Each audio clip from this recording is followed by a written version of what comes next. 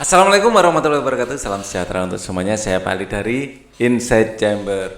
Kita lanjutkan lagi. Ini adalah video yang ketiga ya dari buku tema 2 subtema 2. Kita masuk pada ini jenis usaha ekonomi ya. Video ini dibikin untuk menemani orang tua, membantu belajar putra-putrinya. Langsung saja kita bahas jenis usaha ekonomi yang dikelola sendiri maupun kelompok. Ya, amatilah kegiatan ekonomi di lingkungan sekitarmu. Bagaimana pengelolaan kegiatan ekonomi tersebut? Ya, jika dicermati, kegiatan ekonomi tersebut ada yang dikelola sendiri, ada pula yang dikelola secara berkelompok. Mari simak pembahasan lebih mendalam. Yang pertama adalah jenis usaha ekonomi yang dikelola sendiri. Tahukah kamu? Apakah jenis usaha ekonomi yang dikelola sendiri? Usaha yang dikelola sendiri disebut usaha perorangan. Usaha ekonomi ini memiliki modal terbatas dan biasanya dikelola secara sederhana. Ya, contoh usaha ekonomi perorangan sebagai berikut: usaha pertanian. Sebagian besar usaha pertanian dikelola secara perorangan. Usaha ini memiliki modal terbatas, lahan yang digarap petani biasanya juga terbatas, lahan persawahan dan tegalan. Namun ada juga usaha pertanian yang dilakukan secara besar-besaran. Ya, tidak semuanya terbatas, tidak semua yang perorangan skala kecil, ya. Tapi pada umumnya, usaha perdagangan. Usaha perdagangan secara perorangan biasanya skala kecil dan sedang. Contohnya pedagang asongan, pedagang keliling, pedagang kaki lima, pedagang di pasar, warung atau toko kelontong, mungkin toko bangunan, ya, bisa jadi perorangan. Usaha jasa. Berarti kan usaha jasa perorangan di daerah sekitarmu. Coba sebutkan usaha jasa tersebut. Secara umum banyak usaha jasa yang dikelola secara perorangan. Contohnya usaha fotokopi, bengkel, potong rambut, penjualan pulsa, mungkin warung ya. Ini warung termasuk usaha perdagangan ya. Kalau jasa mungkin guru ya, guru privat misalnya itu usaha jasa, atau bimbel itu usaha jasa ya. Jadi translator, nah, orang yang bertugas untuk memperterjemahkan ya, itu jasa juga ya, banyak usaha jasa ya. Gojek ya. Bukan Gojeknya ya, ojek ya, ojek, baik itu ojek yang bukan yang offline ya, yang bukan yang online, itu jasa mandiri ya, usaha sendiri, dan itu adalah jasa. Banyak sekali jasa ya. Nah, termasuk ini jasa ini tukang potong rambut, tukang laundry ya, jasa laundry, pencucian, macam-macam. Usaha kecil sekarang, industri kecil yang dikelola perorangan maupun industri rumahan, contohnya usaha kerajinan tangan berupa pembuatan keramik, souvenir, tembikar, anyaman, mebel, dan lain-lain. Ya, usaha ekonomi yang dikelola kelompok sekarang. Usaha ekonomi yang dikelola secara bersama, baik modal, pengelolaan maupun keuntungan. Bentuk usaha ekonomi bersama adalah firma. Firma adalah usaha ekonomi bersama yang didirikan oleh sekurang-kurangnya 2 sekutu. Pendiri firma biasanya orang yang saling kenal atau dengan pendiri firma biasanya orang-orang yang saling kenal satu sama lain. Ya. Setiap anggota firma memiliki hak untuk bertindak atas nama firma. Anggota firma juga bertanggung jawab secara penuh atas resiko kerugian firma. Usaha bentuk firma bergerak di bidang layanan, konsultasi, hukum, dan keuangan. Ya. Usaha bentuk firma biasa bergerak di bidang layanan, konsultasi, hukum, dan keuangan. Kemudian ada persekutuan komanditer. Persekutuan komanditer atau CV, biasanya kita singkat sebagai CV. Ya. Komanditer Vennoot, ini bahasa Belanda, CV ini ya, singkatan komanditer Vennoot. Persekutuan komanditer didirikan oleh sekurangnya 2 orang yang menyetorkan modal. CV terdapat 2 jenis sekutu, yaitu sekutu aktif dan sekutu pasif. Sekutu aktif berperan sebagai investor dan pengelola CV. Sedangkan sekutu pasif berperan sebagai investor tanpa terlibat dalam pengelolaan CV. Jadi memberikan modalnya saja. Usaha bentuk CV dapat dikembangkan dari firma. Usaha bentuk CV dapat dikembangkan dari firma. Ini dimungkinkan jika firma ingin memperluas usahanya dan membutuhkan banyak modal. Ada perseroan terbatas atau PT. Ya. Perseroan terbatas atau PT adalah usaha bersama yang modalnya berupa sekumpulan saham. Saham diartikan sebagai bukti kepemilikan suatu perusahaan atas penyetoran modal. Ya, sekali lagi, saham adalah bukti kepemilikan suatu perusahaan atas penyetoran modal. Setiap saham memiliki nilai nominal tertentu. Memiliki saham akan memperoleh keuntungan berupa dividen. Bagi perseroan yang ingin mengembangkan dan memperluas usaha, sahamnya dapat diperdagangkan di pasar modal. Terus kemudian ada badan usaha milik negara atau kita kenal dengan BUMN. Badan usaha milik negara atau BUMN atau perusahaan negara yaitu perusahaan yang seluruh atau sebagian modalnya dimiliki oleh negara. BUMN dapat berbentuk perusahaan umum atau perum dan perusahaan terbatas atau PT. BUMN bergerak di bidang usaha yang bersifat strategis atau vital, misalnya air ya. Jadi PDAM itu termasuk salah satunya. Di Indonesia terdapat badan usaha milik daerah BUMD atau perusahaan daerah. BUMD merupakan perusahaan yang modalnya dimiliki pemerintah daerah. Apa sajakah tujuan pendirian BUMD? Tujuan BUMD sebagai berikut. Ikut melaksanakan pembangunan ekonomi daerah ya, tujuan BUMD. Ini garis bawahi, tujuan BUMD adalah sebagai berikut. Ikut melaksanakan pembangunan ekonomi daerah dan pembangunan ekonomi nasional. Yang pertama, yang kedua adalah memenuhi kebutuhan rakyat dan menyediakan lapangan kerja untuk mewujudkan masyarakat adil dan makmur. Ya. Berikutnya, yang kelima adalah koperasi. Di Indonesia berkembang usaha bersama yang bertujuan menyejahterakan anggotanya. Usaha yang dimaksud adalah koperasi. Menurut Undang-Undang Nomor 25 Tahun 1992 tentang perkoperasian, koperasi adalah badan usaha yang beranggotakan orang-orang atau badan hukum koperasi dengan melandaskan kegiatannya berdasarkan prinsip koperasi sekaligus gerakan ekonomi rakyat ya, yang berdasarkan asas kekeluargaan. Koperasi itu sesuai dengan Undang-Undang Dasar 1945 pasal 33 ayat 1. Ya, yaitu bentuk perekonomian disusun atas usaha bersama berdasarkan asas kekeluargaan. Ya, koperasi sesuai dengan Undang-Undang 1945 pasal 33 ayat 1, yaitu bentuk perekonomian disusun atas usaha bersama berdasarkan atas kekeluargaan. Ya, koperasi pertama kali dikembangkan oleh Dr. Andes Muhammad Hatta. Beliau kita sebut sebagai Bapak Koperasi. Ya, atas perannya beliau memiliki dijuluki sebagai Bapak Koperasi Indonesia. Ada beberapa bentuk koperasi yang berkembang di Indonesia. Bentuk koperasi di Indonesia sebagai berikut. Yang pertama adalah koperasi konsumsi, yaitu usaha bersama yang menyediakan berbagai barang konsumsi untuk memenuhi kebutuhan sehari-hari. Contohnya beras, gula, minyak, sabun, peralatan rumah tangga, dan barang elektronik. Tujuannya untuk memenuhi kebutuhan konsumsi sehari-hari ya bagi anggota dengan harga dan mutu yang layak. Oke. Koperasi simpan pinjam, yaitu usaha bersama yang menyediakan layanan simpan dan pinjam. Koperasi jenis ini menerima simpanan dari anggota. Selanjutnya uang yang telah terkumpul dipinjamkan kepada anggota.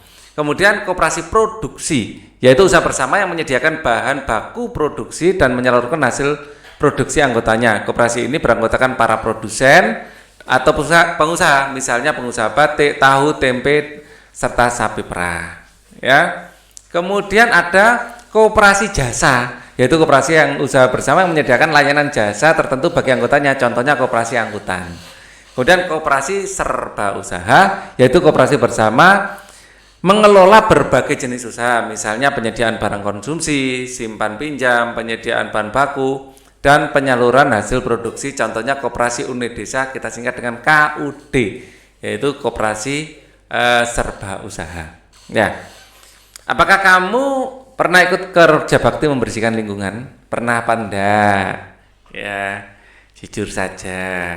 Ya, kalau Pak Ali pernah dong, ya. Sikap apa yang ada pada kegiatan kerja bakti, ya. Dalam kerja bakti itu sikap yang harus dikembangkan adalah sikap saling memiliki lingkungan, ya, sikap peduli terhadap lingkungan, ya. Kemudian sikap yang ada pada kegiatan kerja bakti adalah gemar melakukan kegiatan yang bertujuan untuk kebaikan, ya. Gemar melakukan kebaikan, ya. Gemar melakukan kebaikan itu sikap pada kerja bakti, ya. Atau kebaikan itu terlalu abstrak, ya. Gemar untuk menjaga kebersihan, suka menjaga kebersihan,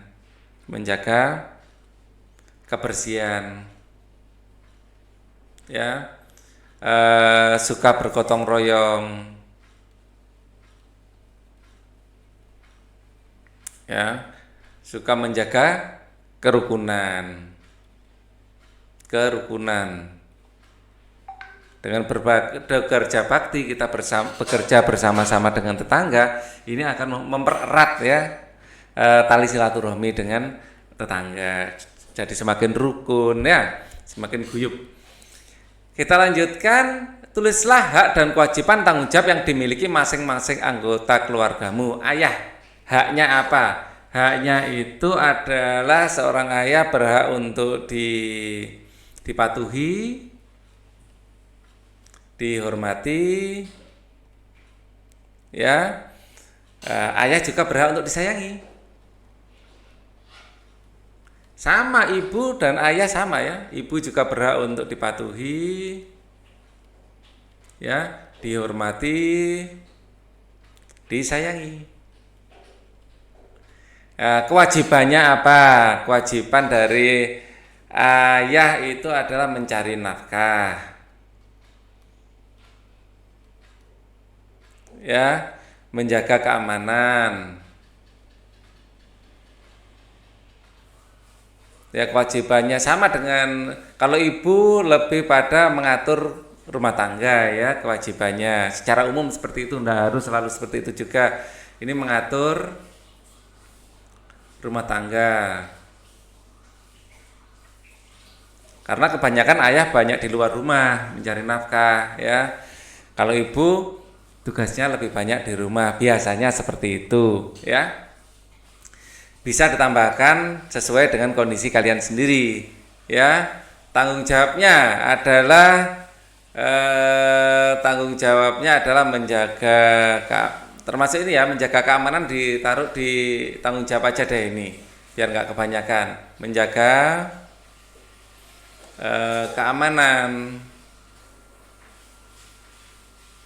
keamanan di rumah tangga, ya.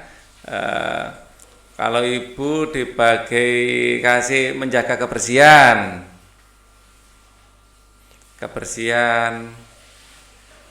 ya.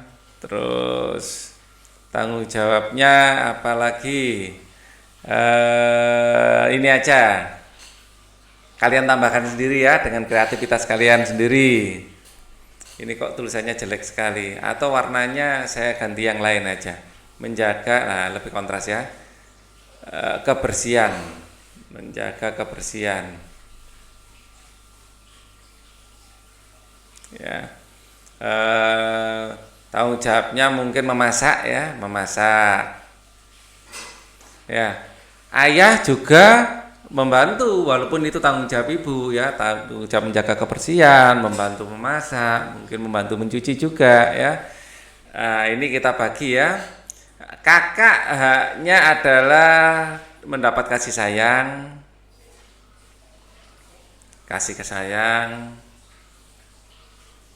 mungkin sama dengan adik, ya, mendapat kasih sayang dari siapa saja, mendapat kasih sayang, ya, berhak mendapat keamanan, ya. Sama adik juga mendapat keamanan, ya. Kewajibannya apa kakak? Menjaga adik mungkin,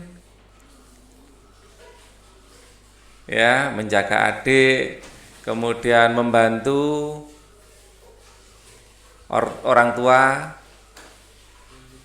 Nah, tanggung jawabnya adalah bertanggung jawab untuk kewajibannya ini ya, membantu orang tua bukan kewajiban sih ya.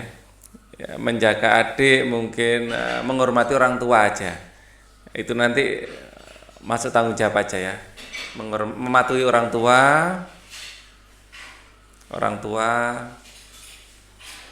ya.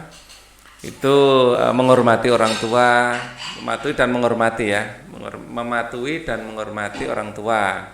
Itu aja, mematuhi dan menghormati orang tua. Sama ya, ini adik juga mematuhi dan menghormati orang tua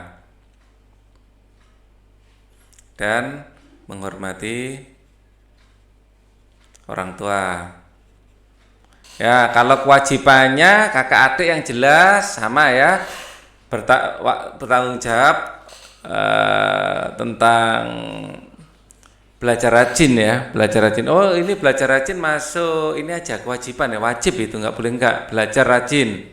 Tambahkan lagi sama kakak dengan adik ya, belajar. Oke. Itu tanggung jawabnya. Misalnya kakak diberi tanggung jawab menjaga adik, ya. Jadi adik diberi tanggung jawab atau tanggung jawabnya mungkin membersihkan kamarnya sendiri,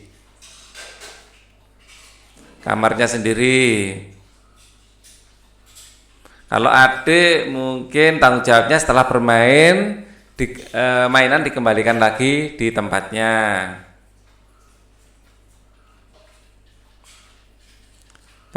Mainan dikembalikan ke tempatnya. Nah, ini ya. Apakah kamu suka membaca cerita pendek atau cerpen? Nah, coba sekarang bacalah cerpen berikut. Cerpen ini bercerita tentang tanggung jawab dalam keluarga. Oke. Ini tanggung jawab Ade. Nanti mungkin idenya bisa kita masukkan sini juga ya. Sebenarnya Ade tahu dan mengerti setiap hari Kak Nina selalu membantu ibu menyiapkan makanan untuk dijual, mengantarkan ke warung dengan mengendarai sepeda sebelum pergi ke sekolah. Ade juga tahu Kak Nina sering terlambat tiba di sekolah karenanya. Tetapi anehnya Kak Nina tidak pernah tertinggal pelajaran. Kak Nina di rumah selalu mengulang pelajaran yang diberikan di sekolah. Dan rasa-rasanya Kak Nina adalah orang yang paling baik di rumah ini. Ade nggak pernah merasa iri bila Kak Nina dibelikan sesuatu sedang dia sendiri tidak. Ya, tidak. Tapi sekarang ini pagi hari ini Ade bersungut-sungut. Kak Nina sakit. Berarti tidak berangkat ke sekolah dan tidak ada yang mengantar dagangan ke warung-warung. Ibu sudah lama tak bisa pergi kemana-mana karena mudah sakit kepala. Satu-satunya yang diharapkan adalah Ade. Apa Ade tidak ingin membantu ibu sekali ini saja? Selagi kakakmu sakit deh, ibu berkata dengan penuh harap. Ade, hari ini ada ulangan. Ibu harus berangkat lebih awal. Semalam tidak sempat banyak belajar, jawab Ade sambil menyiapkan buku-bukunya. Wajahnya tampak cemberut. Ibu menarik napas panjang dan mendengar alasan yang diberikan Ade. Kalau sudah demikian mau apa lagi? Biarlah saya sendiri aja, Bu. Ibu menarik napas panjang mendengar alasan yang diberikan Ade. Kalau sudah demikian mau apa lagi? Biarlah saya sendiri saja, Bu. Rasanya kepala saya sudah tidak pening lagi, seru Kak Nina dari dalam kamar. Mendengar suara Kak Nina, ibu meninggalkan Ade yang masih berwajah cemberut. Betul, kau sudah sehat, Nina. Ibu khawatir nanti malah tambah sakitmu, kata ibu. Kak Nina bangkit perlahan dari tempat tidurnya lalu pergi ke kamar mandi. Ibu hanya mengawasi dari belakang sambil menggendong adiknya yang masih bayi. Kenapa tidak kau bilang dari tadi kalau badanmu tidak sehat, Nin? Kenapa tidak kau bilang dari tadi kalau badanmu tidak sehat, Nin? Kalau saja kau bilang selagi bapak belum berangkat, pasti bapakmu yang mengantarkan kue-kue dagangan ini, bisik ibu. Baru terasa setelah saya mandi Bu, mulanya tidak terasa apa-apa, mungkin sebentar juga sembuh Bu, jawab Nina sambil terus berpakaian. Ade berangkat tergesa-gesa. Ada ulangan, begitu alasan yang disampaikan untuk menolak tugas yang biasa dilakukan Kak Nina. Padahal ia tidak langsung menuju sekolah, karena di sekolah pada waktu sepagi itu masih sepi, bahkan mungkin gerbang belum buka, dan sebenarnya pula tidak ada ulangan. Ade sengaja menolak tugas itu karena malu. Dia tidak mau teman-temannya melihatnya naik sepeda sambil membawa keranjang kue-kue. Dia tidak mau dikata-katai temannya seperti yang dialami Alif yang mengantarkan koran setiap pagi. Itu. Hari masih pagi benar. Ade tidak tahu akan kemana tujuannya pada pagi itu. Apakah ia akan mampir ke rumah Tina atau Nino, atau lebih baik ke rumah Yova saja? Biasanya anak itu sudah siap pagi-pagi sekali. Aku bisa meluangkan waktu menunggu siang di rumahnya, pikir Ade. Tiba di rumah Yova, Ade ternyata harus menunggu lama sekali. Yova masih berjalan-jalan bersama adiknya yang masih kecil. Mama Yova sedang menata meja makan untuk sarapan papanya. Kak Yova sedang mengepel lantai. Papa Yova sedang mencuci mobil. Bi Icih sedang membantu menyiapkan makanan di dapur. Ade merasa jengah dan menunggu di teras.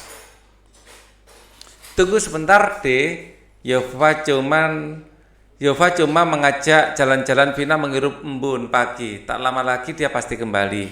Dia juga sudah siap akan berangkat, kata Papa Yova mencoba menenteramkan kegundahan Ade yang sedang menunggu itu. Tetapi yang dikatakan oleh Papa Yova ternyata lama sekali bagi Ade. Jam dinding di rumah Yova menunjukkan pukul 6 lebih 10 menit. Jarumnya bergerak perlahan. Ade semakin merasa tidak enak duduk di kursi teras. Tak lama kemudian Bi Icih mengantar secangkir teh manis dengan ubi goreng. Silakan diminum Neng Ade, Bi Icih menawarkan. Saya mau berangkat dulu Bi, jawabnya kepada Bi Icih. Lalu kepada Papa Yova dia pamitan sambil bergegas pergi. Terima kasih Om. Saya mau berangkat saja dulu, mau mampir ke rumah Nino Om. Tiba-tiba ia gugup. Papa Yova keheranan. Demikian pula Bi Icih. Mereka heran melihat Ade tiba-tiba pergi dan melangkah lebar-lebar meninggalkan rumah itu. Semua orang sibuk, semuanya bekerja, semua tanpa kecuali. Kak Nina juga, padahal Kak Nina sedang sakit. Karena tanggung jawabnya sebagai anak tertua dan juga karena rasa sayangnya kepada keluarga, Kak Nina berpayah-payah pergi mengantar kue. Padahal Kak Nina sakit. Bagaimana kalau sakitnya bertambah parah? Bagaimana kalau Kak Nina jatuh dari sepeda karena kepalanya pusing? Bagaimana kalau sampai Ade seperti ingin menangis selama perjalanan menuju sekolah? Hatinya begitu gundah. Ia tidak jadi ke rumah Nino. Sekolah masih sepi, baru beberapa anak saja yang datang. Selama pelajaran berlangsung, Ade tidak bisa memusatkan perhatiannya pada pelajaran. Beberapa kali ditegur Pak Adi karena melamun. Ia ingin segera pulang, ingin segera menjenguk Kak Nina. Mungkin Kak Nina tambah parah sakitnya. Mungkin Kak Nina jatuh dari sepeda karena kepalanya pening, lalu ada kendaraan yang menabraknya. Kalau kau sakit Ade, tiba-tiba terdengar teguran Pak Adi. Ade gelagapan rupanya tadi dia melamun selama Pak Adi menerangkan. Pak Adi lalu menghampirinya, meraba keningnya. Ade jadi terharu. Kepalamu hangat, pulang aja ya, nanti bertambah parah, kata Pak Adi. Ade menurut, bergegas ia meninggalkan sekolah. Ade berjalan dengan setengah berlari agar secepat mungkin bisa sampai di rumah melihat Kak Nina. Dengan terkopo-kopo ia memasuki rumah. Ibu sampai keheranan melihat sikapnya. Langsung menuju kamar Kak Nina dan Kak Nina terbaring di pembaringannya. Ade seperti ingin menubruk kakaknya yang sedang terbaring itu. Kak Nina jadi terheran-heran dibuatnya. Ada apa deh? Kamu kenapa kau tiba-tiba begini? Tanya Kak Nina. Maafkan aku Kak. Sebenarnya aku tidak ada ulangan. Aku cuma malu mengantarkan kue-kue itu. Ade langsung menangis. Suaranya jadi tidak jelas terdengar. Sudahlah, jangan menangis. Yang penting kau sudah menyadari kesalahanmu dan tidak akan mengulanginya lagi. Untuk kali ini tidak apa-apa. Kakak memaafkanmu deh. Lembut suara Kak Nina menyejukkan hati Ade, mengobati rasa sesalnya agar tidak berkepanjangan. Dan keesokan harinya Kak Nina masih sakit. Ade benar-benar melaksanakan apa yang dijanjikan kepada kakaknya. Tanpa ragu lagi Ade menjinjing keranjang kue-kue dengan sepeda, ia berkeliling mengantarkan kue-kue ke warung-warung. Tak ada yang jelek, tak ada yang menggoda, tak ada yang rasa malu. Yang ada adalah rasa tanggung jawab yang besar. Luar biasa ya, sebuah cerpen. Berdasarkan cerpen tanggung jawab Ade, jawablah pertanyaan-pertanyaan berikut. Siapa tokoh dalam cerpen tanggung jawab Ade? Di situ ada tokoh Ade tentu saja ya. Siapa tokoh dalam cerpen tanggung jawab Ade? Ada Ade, ada Kak Nina, ada Ibu, kemudian ada yang di keluarga tadi ada siapa saja? Coba kita lihat. Di keluarga tadi ada, kita lihat ya. Di sini ya ada Yova. Tapi Yova enggak ikut tadi ya, yang papanya Yova, namanya Pak siapa ini? Mama Yova dan Papa Yova dan Bi Icih ya. Di situ tadi ada Papa Yova, ada Bi Icih. Ya. Ada Papa Yova, ada Bi Icih. Bi Icih dan Pak Adi ya. Yang gurunya di sekolah. Kita lihat. Benar Pak Adi apa enggak? Ya, benar ya, Pak Adi. Oke, kita lanjutkan. Kita lihat pertanyaan berikutnya. Berapa anggota keluarga Ade? Ada 4 orang. Ada Ade, Kak Nina, ayah dan ibu. Kemudian siapa yang biasa mengantar kue setiap pagi ke warung-warung? Kak Nina. Ya. Kemudian apa yang terjadi pada Kak Nina? Kak Nina sakit. Bagaimana Ade menolak permintaan untuk menggantikan tugas Kak Nina? Ade pura-pura ada ulangan. Dan harus berangkat pagi-pagi. Ada ulangan dan harus berangkat pagi-pagi.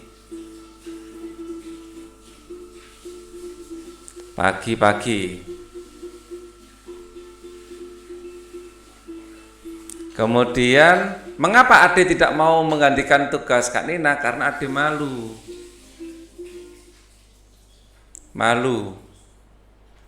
Ya, nah, malu gitu aja ya. Khawatir nanti digoda teman-temannya, khawatir nanti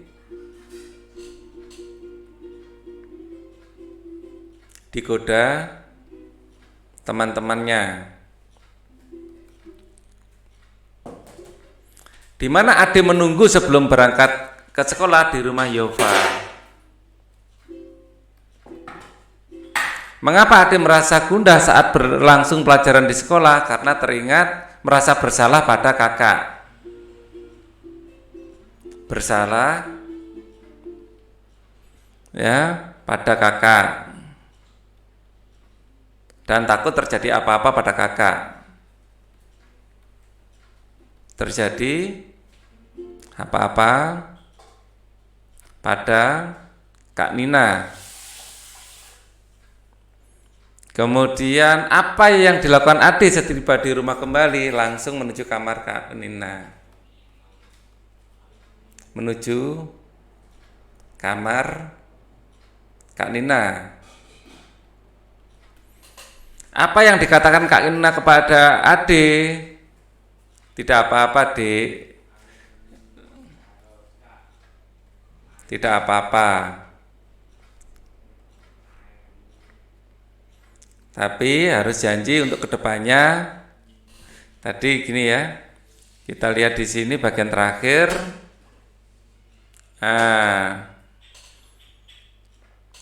Untuk kali ini tidak apa-apa, kakak memaafkanmu dek, ya gitu ya yang dikatakan. Untuk kali ini tidak apa-apa, kakak memaafkanmu.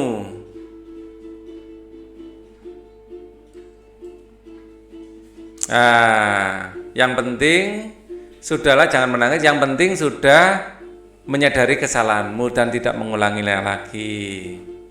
Ya. Tidak apa-apa untuk kali ini ya, untuk kali ini ya tidak apa-apa. Yang penting Ade sudah menyadari kesalahannya. Untuk kali itu aja ya.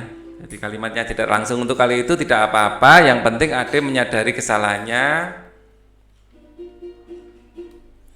dan tidak mengulangi lagi.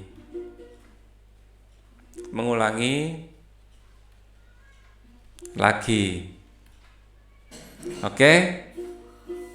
Pada cerpen tanggung jawab Ade, Ibu Ade mempunyai usaha makanan untuk dijual ke warung-warung. Dari usaha makanan itu, tentunya Ibu Ade memperoleh keuntungan. Keuntungan inilah yang akan menjadi tambahan penghasilan bagi keluarga Ade. Usaha yang dilakukan oleh Ibu Ade tersebut merupakan contoh kegiatan ekonomi yang diharapkan dapat meningkatkan kesejahteraan keluarga Ade. Supaya lebih jelas, baca bacaan berikut ini. Ya. Pengaruh kegiatan ekonomi terhadap kesejahteraan masyarakat. Ada dalam kehidupan sehari-hari, kita tidak lepas dari kegiatan ekonomi. Apa sajakah kegiatan ekonomi yang dilakukan sehari-hari? Kegiatan ekonomi yang meliputi kegiatan produksi, distribusi, dan konsumsi. Ketika kegiatan ekonomi ini saling berkaitan satu sama lain, suatu kegiatan ekonomi terhambat akan mengganggu kegiatan yang lainnya. Sekarang produksi. Apa itu produksi? Amatilah kegiatan ekonomi perajin gerabah. Seorang perajin akan mencari tanah liat sebagai bahan baku. Tanah liat ini diolah menjadi berbagai bentuk, misalnya adalah gerabah. Ya, gerabah yang sudah dibuat akan dijemur kemudian dibakar. Proses akhir gerabah tersebut diwarnai kemudian dijual kepada konsumen. Dari ilustrasi tersebut dapat dikatakan seorang perajin telah melakukan kegiatan produksi. Ya, jadi produksi adalah kegiatan menghasilkan barang dalam rangka kegiatan menghasilkan barang dalam rangka memenuhi kebutuhan hidup. Orang yang melakukan kegiatan produksi disebut produsen. Sekali lagi, produksi adalah kegiatan menghasilkan barang dalam rangka memenuhi kebutuhan hidup. Orang yang melakukan kegiatan produksi disebut sebagai produsen. Coba kamu berikan contoh kegiatan produksi yang ada di sekitar tempat tinggalmu. Ya, produsen gerabah. Ini kendi ya namanya.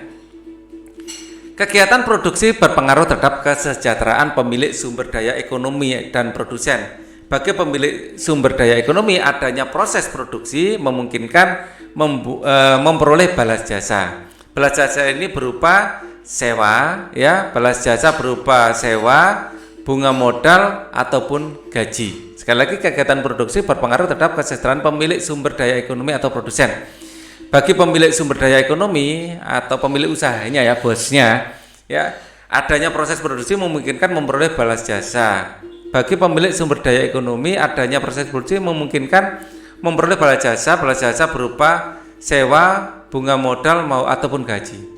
Pemilik sumber daya berarti pegawainya kalau gitu ya. Kegiatan produksi berpengaruh terhadap kesejahteraan pemilik sumber daya ekonomi dan produsen. Ada pemilik sumber daya ekonomi, ada produsen. Bagi pemilik sumber daya ekonomi berarti pekerjanya kalau ini ya. Oke, dengan balas jasa ini pemilik sumber daya ekonomi dapat memenuhi kebutuhan hidup secara memuaskan. Sementara itu bagi produsen, adanya proses produksi menyebabkan produsen memperoleh keuntungan. Selanjutnya keuntungan tersebut digunakan untuk menjaga kelangsungan usaha dan memenuhi kebutuhan hidup. Ini dilakukan dalam upaya mencapai kesejahteraan hidup. Jadi produsen ini yang pemilik usaha. Produsen, pemilik usaha. Sedangkan pemilik sumber daya ekonomi berarti pegawainya. Ya, jadi kita harus dengan jelas biar nggak salah mikir. Ya, pegawainya. Pemilik sumber daya ekonomi berarti tenaga ya. Distribusi, pengiriman distribusi itu ya. Setiap hari kamu makan, menggunakan pakaian, bahan makanan tersebut dihasilkan dari suatu daerah tertentu. Bahkan juga diproduksi oleh daerah tertentu. Untuk mendatangkan bahan makanan dan pakaian diperlukan kegiatan penyaluran. Kegiatan inilah disebut distribusi. Jadi distribusi adalah kegiatan menyalurkan hasil produksi dari produsen ke konsumen. Orang yang melakukan kegiatan ini disebut distributor. Ya, kelancaran distribusi barang membutuhkan sarana transportasi dan akses yang memadai. Tujuannya agar hasil produksi dapat segera sampai pada konsumen dengan cepat dan tepat. Sekarang konsumsi itu menikmatinya. Perhatikan aktivitas teman sekolah kamu waktu istirahat. Ada yang jajan di kantin, ada pula yang makan bekal dari rumah. Jajan di kantin dan makan bekal termasuk kegiatan konsumsi atau menghabiskan. Tidak hanya menghabiskan barang, kegiatan yang dapat mengurangi nilai guna barang juga termasuk kegiatan konsumsi. Misalnya kamu mengenakan seragam dan sepatu ketika sekolah termasuk kegiatan konsumsi. Ya, ini kita lanjutkan di sini. Konsumsi diartikan kegiatan menghabiskan, ya. Konsumsi diartikan kegiatan menghabiskan atau mengurangi nilai guna barang dan jasa untuk memenuhi kebutuhan hidup. Jadi produksi bisa jasa juga, ya. Orang yang melakukan kegiatan konsumsi disebut konsumen. Untuk mengonsumsi barang atau jasa, masyarakat mengeluarkan pengorbanan tertentu. Ya, pengorbanan dapat berupa uang atau waktu. Dengan mengonsumsi barang atau jasa, masyarakat berusaha memperoleh kepuasan optimal. Ya, ini dilakukan untuk mencapai taraf hidup yang sejahtera. Kamu telah mengetahui kegiatan ekonomi masyarakat, diskusikan, jawablah pertanyaan berikut ini. Menurutmu apakah pengaruh kegiatan ekonomi terhadap kesejahteraan masyarakat? Ya. Kegiatan ekonomi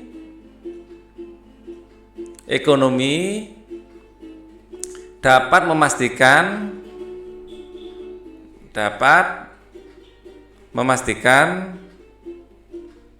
berlangsungnya, karena kegiatan ekonomi ya terdiri dari produksi, konsumsi, distribusi dan konsumsi, ya. Menurutmu pengaruh kegiatan ekonomi, ya. Ini saya tegaskan lagi, di sini ada produksi, ada distribusi, ada konsumsi. Ya, jadi kegiatan ekonomi dapat memastikan, ya, manusia untuk, ya, apa pengaruh kegiatan ekonomi terhadap kesejahteraan manusia. Berarti kegiatan ekonomi dapat memastikan manusia untuk memperoleh kesejahteraan yang diinginkan.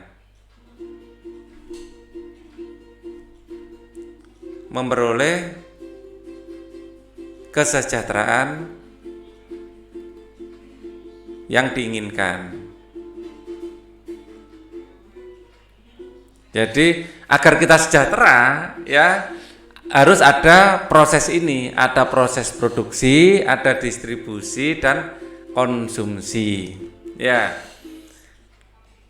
Kalau ada produksi, distribusi tapi tidak kita konsumsi, ya kita tidak mendapatkan kesejahteraan, kan gitu, ya.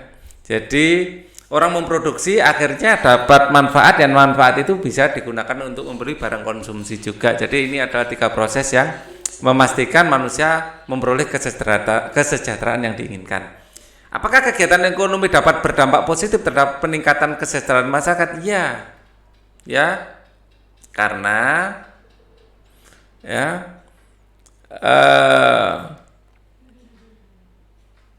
dengan adanya kegiatan ekonomi,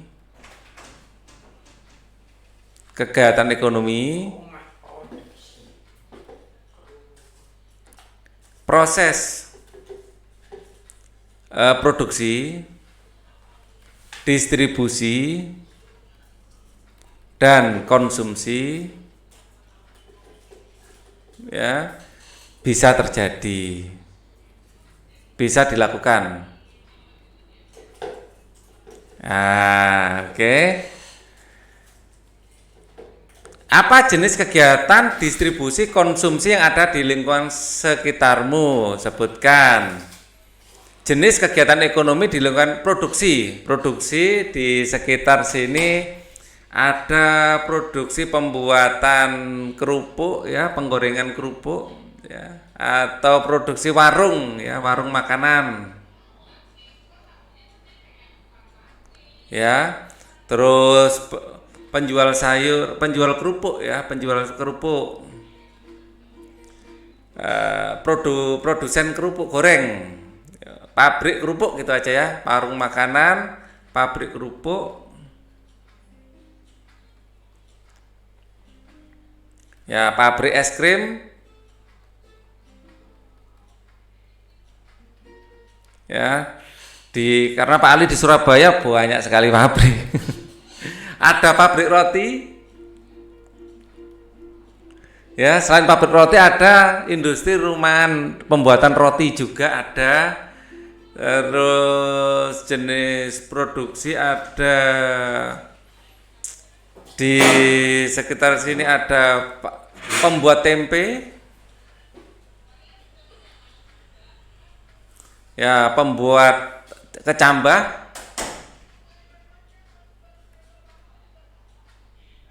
dan produksi ini peternak, ada peternak ya, peternak memproduksi. Distribusi, contohnya warung makanan ini distribusi adalah GoFood ya, ada GoFood atau GrabFood ya, ini GoFood adalah distribusi ya. Terus kemudian ini ada distribusi pengiriman ya, jasa pengiriman. Ada kerupuk, misalnya kerupuk ini adalah penjual kerupuk keliling. Penjual kerupuk keliling. Kalau pabrik es krim, penjual es keliling. Es keliling. Nah, penjual pentol keliling juga ada ya, penjual roti keliling. Tetet seperti itu ada, tetet. Roti, penjual keliling. Penjual roti keliling. Terus pembuat tempe ada di Surabaya, penjual tempe keliling ada juga ya. Jadi penjual tempe keliling ya, banyak penjual keliling gitu. Kecambah ini adalah ada distributor kecambah ke pasar ya, distributor ya, atau penjual sayur, ini distribusinya penjual sayur ya. Peternak ada penjual ayam potong ya. Konsumsi ya, kalau konsumsi ya kita sebagai konsumsi ini adalah warung makanan, GoFood adalah konsumennya adalah masyarakat ya. Misalnya biasanya konsumsi itu makan nasi bungkus dari GoFood ini ya. Penjual kerupuk keliling organisasi apa ya, makan kerupuk ya, makan kerupuk ya. Penjual es krim ya, konsumnya ya saat kita makan es krim, kemudian penjual roti keliling makan roti, makan semua ya. Yang lain aja lah, nggak harus sesuai dengan konteks ya. Misalnya di luar konteks ada kalian ini les online, ini konsumsi juga. Sekarang nggak ada ya, kita belanja di warung, kita misalnya makan di warung, konsumsi juga. Makan lagi, konsumsi kebanyakan makan memang. Nonton TV, nonton ini HP ya, nonton HP apa, kalian main HP itu proses konsumsi juga, main HP ya. Ini termasuk konsumsi juga, macam-macam konsumsi. Diskusikan dengan kedua orang tuamu kegiatan konsumsi apa sajakah yang terjadi di keluargamu. Konsumsi di keluargaku adalah pemakaian listrik. 2. Pemakaian air PDAM. 3. Pemakaian internet. Ya, bisa bentuk pulsa. 4. HP. 5. Makanan sehari-hari. Ini konsumsi semua ini. Sehari-hari. 6. Satu lagi, masih ada tempat kosong di sini. 6 termasuk pakaian, ya, pakaian yang kita pakai, ya. Atau nonton film juga, ya, nonton ke luar. Ya, nonton gitu aja ya. Nonton, bisa nonton bioskop. Kegiatan konsumsi keluargaku, nonton bioskop. Ya, jadi kadang-kadang kita nonton bioskop ke gedung film, nah itu juga merupakan kegiatan konsumsi. Kalian les privat, ya termasuk konsumsi loh, les privat kalian itu, ya les privat. Nah itu konsumsi juga. Konsumsi jasa, ya. Saat lomba, Dani merasa sesak nafas. Dani menderita asma sehingga mudah sesak nafas. Untunglah Dani selalu membawa botol spray untuk melegakan pernapasannya.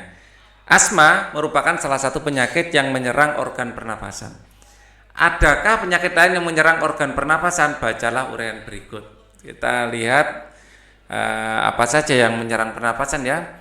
Penyakit sistem pernapasan.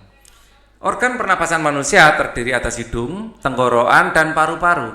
Setiap organ tersebut dapat mengalami gangguan akibat kuman penyakit yang berasal dari lingkungan atau kebiasaan hidup tidak sehat. Berikut beberapa contoh gangguan pada sistem pernapasan manusia. Emfisema merupakan penyakit paru-paru. Paru-paru mengalami pembengkakan karena pembuluh darah pada paru-paru kemasukan udara. Ya. Asma merupakan kegiatan penyumbatan saluran pernapasan yang disebabkan oleh alergi debu, bulu, atau perubahan cuaca. Kelainan ini diturunkan dan dapat kambuh jika suhu udara cukup rendah atau keadaan dingin. Ya. Kemudian ada kanker paru-paru. Penyakit ini merupakan salah satu penyakit yang paling berbahaya. Sel kanker pada paru-paru terus tumbuh tidak terkendali. Penyakit ini lama-kelamaan dapat menyerang seluruh tubuh. Salah satu pemicu kanker paru-paru adalah kebiasaan merokok. Tuberkulosis.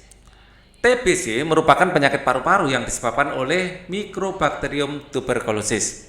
Bakteri ini menimbulkan bintil-bintil pada dinding alveolus. Jika penyakit ini menyerang, ya, dan dibiarkan semakin luas dapat menyebabkan sel pada paru-paru mati. Akibatnya paru-paru akan menguncup dan mengecil. Hal tersebut menyebabkan penderita TBC napasnya terengah-engah. Ya, bisa bakteri, ya, bisa virus. Ya, virus ini influenza. Nanti akan kita bahas di sini.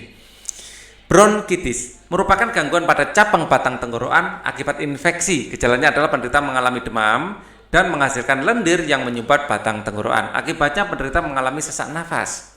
Virus flu ini yang sedang viral saat ini, ya, merupakan penyakit yang disebabkan oleh influenza. Penyakit ini, ya, virus influenza kita kenal dengan nama coronavirus. Ya, penyakit ini timbul dengan gejala-gejala bersin, demam, dan pilek. Dulu penyakit flu ini dianggap tidak begitu berbahaya dan bisa sembuh dengan sendirinya sampai COVID-19 menyerang. Ya, 19 ini ternyata tubuh kita tidak mampu melawan sendiri atau tidak semua orang mampu melawan sendiri. Ya, sehingga diperlukan nanti mungkin obatnya atau vaksinnya yang sekarang belum ditemukan. Beberapa obat sudah ditemukan, tapi efektivitasnya masih dalam proses pengujian. Jadi tunggu saja, sabar ya. Buatlah daftar pertanyaan dan jawaban berdasarkan bacaan penyakit pada sistem pernapasan di atas. Tuliskan dalam tabel berikut. Apa penyebab penyakit emfisema? Jawaban pembuluh darah, kemasukan udara. Ini bisa terjadi karena alveolusnya rusak. Ya, ini adalah emfisema, ya, merupakan penyakit paru-paru. Paru-paru mengalami pembengkakan, ya, karena pembuluh darah paru-paru kemasukan udara. Apa yang terjadi jika kita terkena emfisema?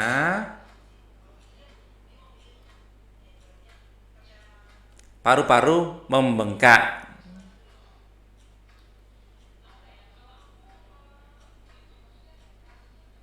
Ya, apa indikasinya? Kita kesulitan bernapas. Kita merasa sesak, napas terasa sesak. Terasa sesak. Ya, di sini disebutkan. Ya. Oh, tidak ada ya disebutkan ya. Napas kita akan terasa sesak karena ada pembengkakan paru-paru. Siapa yang berisiko terkena kanker paru-paru? Yang berisiko adalah perokok. Ya. Apakah disebut kanker? Kanker paru-paru. Siapa yang perokok? Ya.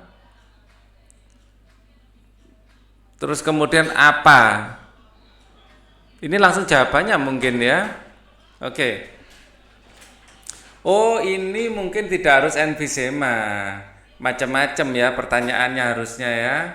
Apa, siapa, di mana, terus nanti akan ada bagaimana dan mengapa.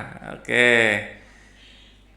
Kita mungkin bisa menambahkan apa. Apa ini banyak ya. Ya. Mungkin ini saya tambahkan ya untuk nomor 1 ya. Apa ini saya tambahkan, banyak pertanyaan yang bisa dari apa ini ya. Saya akan di sini apa penyebab mungkin TBC, penyebab TBC ya. Jadi saya tambahkan ya biar lebih banyak. Penyebab TBC adalah Mycobacterium tuberculosis. Tuberkulosis. Apa penyebab asma, alergi? Apa penyebab dari influenza? Virus coronavirus. Oke, ini untuk pertanyaan apa ya? Jadi, kalau siapa yang berisiko besar terkena penyakit kanker paru-paru? Jelas ini perokok, ya. Kemudian siapa? Pertanyaan siapa lain terkait dengan penyakit-penyakit ini ya? Siapa yang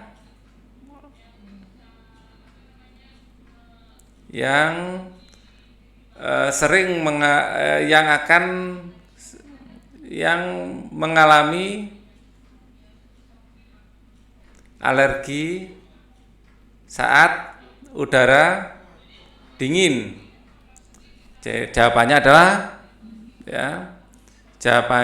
adalah pengidap asma. Nah, pertanyaan siapa lagi? Kita lihat di sini.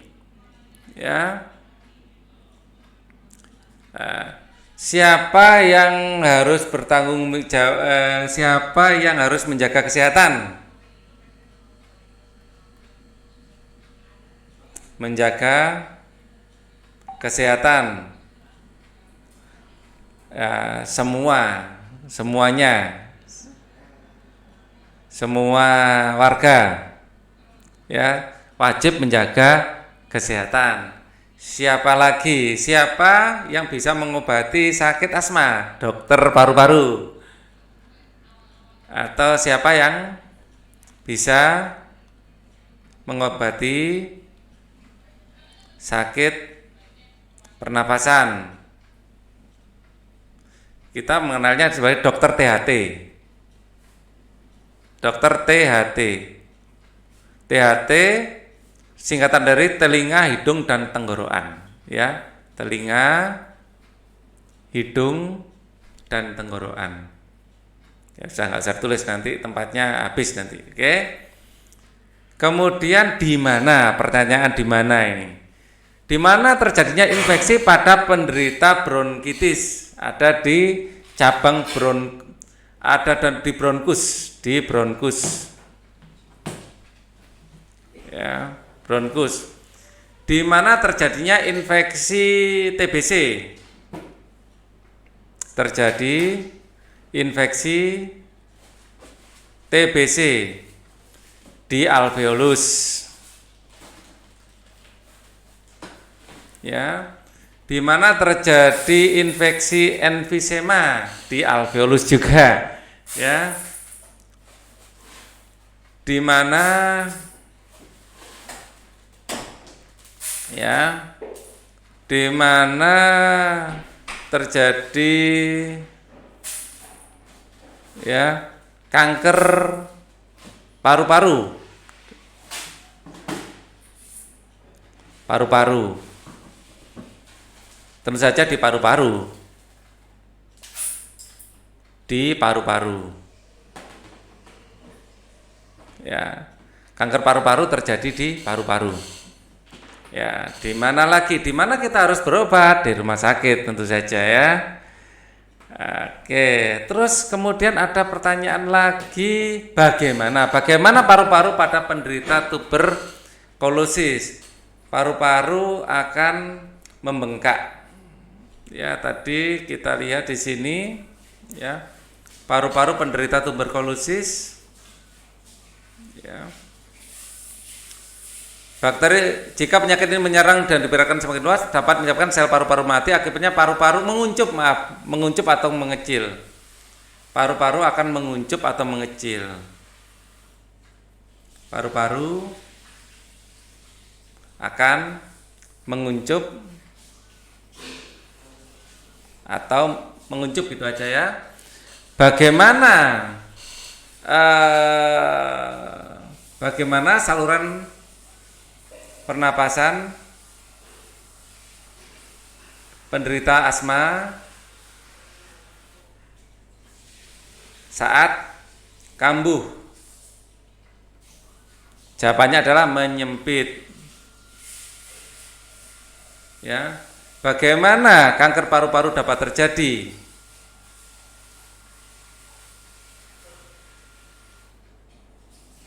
Kanker paru-paru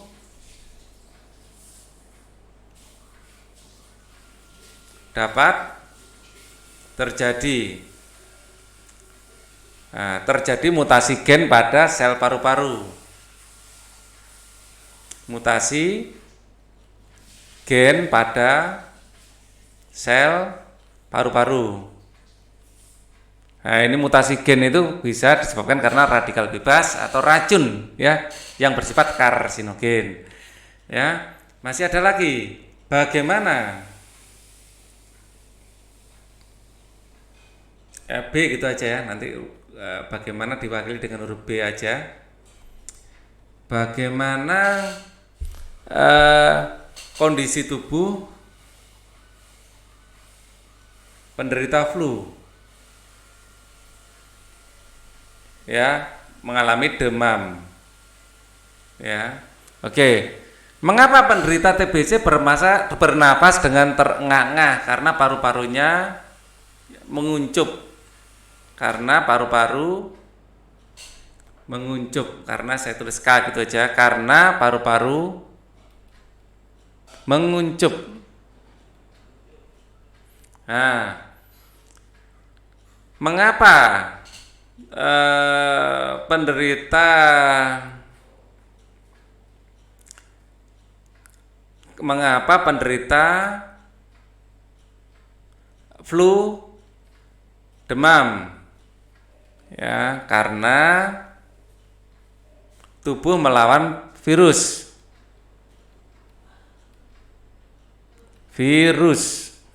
Ya, jadi demam ini untuk memanaskan tubuh biar virusnya segera bisa dilawan oleh tubuh. Jadi itu mekanisme pertahanan tubuh kita. Ya, mengapa penderita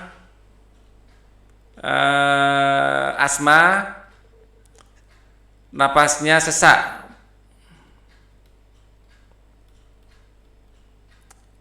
Karena saluran napasnya menyempit. Nafas menyempit. Mengapa penderita bronkitis susah bernapas? Karena saluran pernapasnya dipenuhi lendir. Karena saluran pernapasan dipenuhi lendir. Oke. Kita sampai di sini dulu. Nanti kita lanjutkan pada video berikutnya, yaitu video yang keempat nanti ya. Dan itu nanti menjadi akhir dari bagian subtema 2 ya. Jadi tunggu saja update dari saya. Thank you for watching. Wassalamualaikum warahmatullahi wabarakatuh.